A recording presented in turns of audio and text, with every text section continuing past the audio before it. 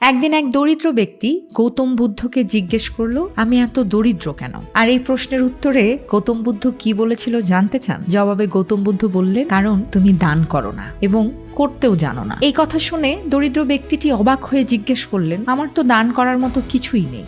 এরপর গৌতম বুদ্ধ বললেন, দান করার মতো অনেক জিনিস আছে তোমার কাছে, যা কারো কাছেই কম নেই। অর্থাৎ তা ধনী গরিব সবার কাছেই সম পরিমাণে থাকে, আর তা হলো চেহারা, যা দ্বারা তুমি সুখ ও আনন্দের হাসি উপহার হিসেবে অন্যদের দিতে পারো। তোমার কাছে একটা স্রষ্টার সুন্দর সৃষ্টি মুখ আছে, যা দ্বারা তুমি মাধুর্যপূর্ণ উৎকৃষ্ট কথা বলে মানুষকে আনন্দ ও উৎসাহ প্রদান করতে পারো।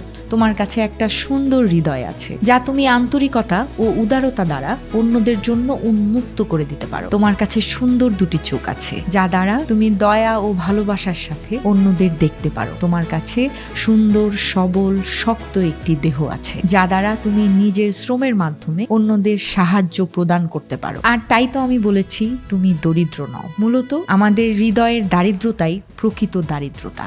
আর্থিক দারিদ্রতা মূল দারিদ্রতা নয়।